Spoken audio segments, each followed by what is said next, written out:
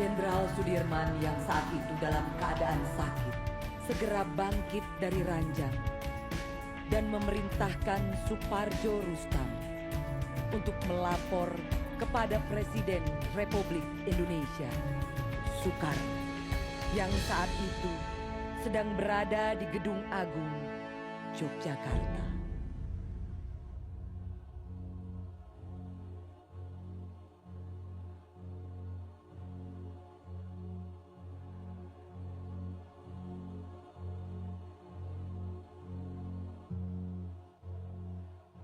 Bung sedang sakit. Sebaiknya Bung pulang dan beristirahat dahulu.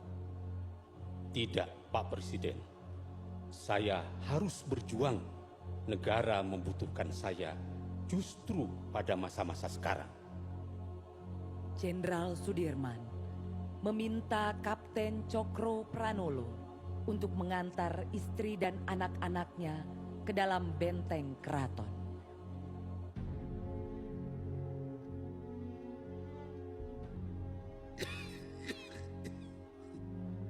Jangan sekali-kali di antara tentara kita ada yang menyalahi janji, menjadi pengkhianat nusa, bangsa, dan agama.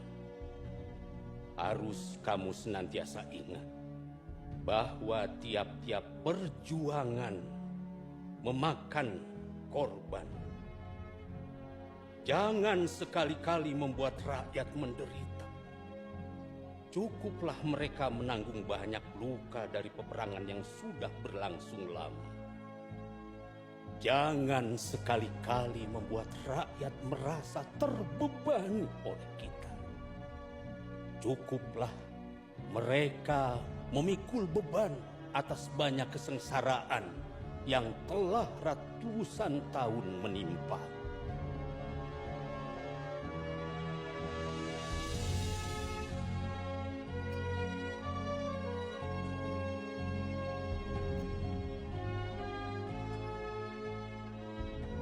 Jenderal Sudirman memutuskan untuk bergerilya melawan Belanda, dan pasukan Belanda pun berusaha menangkap Jenderal Sudirman, hidup atau mati.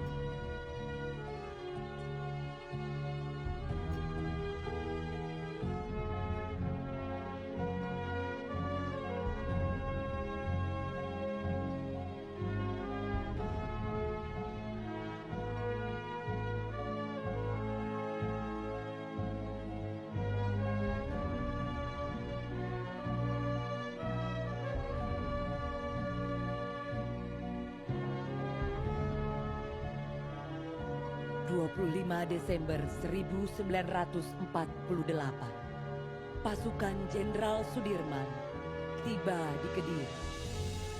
Suasana kota sangat riuh dan bergemuruh, sedangkan pasukan Belanda berada di puncak semangat setelah berhasil merubuhkan pertahanan Kediri dari selatan.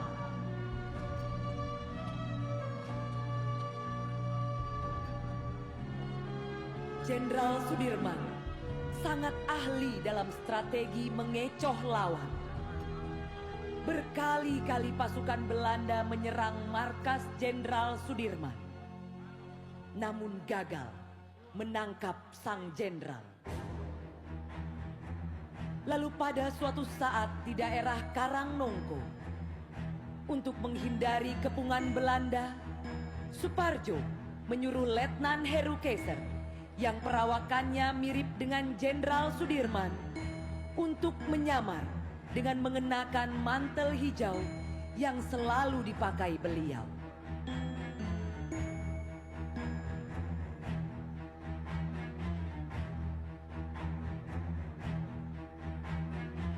Itu Sudirman. Dirman! Dirman! Dirman! Dirman! Dirman! Belanda pun menyerang dengan menerjunkan pasukan untuk menangkap Jenderal Sudirman yang ternyata palsu. Jenderal Sudirman pun berhasil lolos.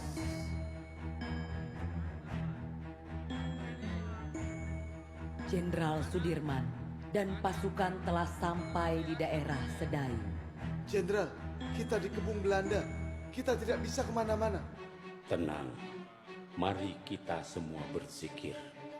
Jenderal Sudirman dan pasukannya memakai sarung melantunkan zikir.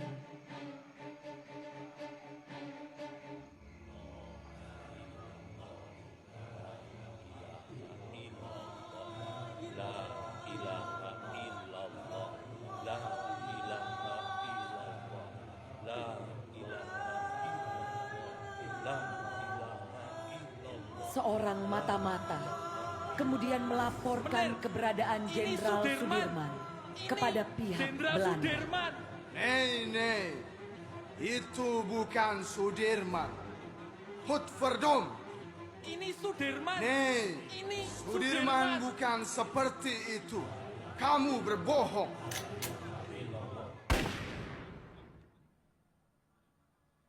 Pak Yai, saya penasaran. Apa jimat Pak Yai? Belanda sudah mengepung, tapi kok Pak Yai tenang saja? Kamu ingin tahu? Saya punya 3 jimat. Jimat yang pertama, saya tidak pernah lepas dari bersuci. Jadi kalau batal wudhu, kamu bawa kendi saya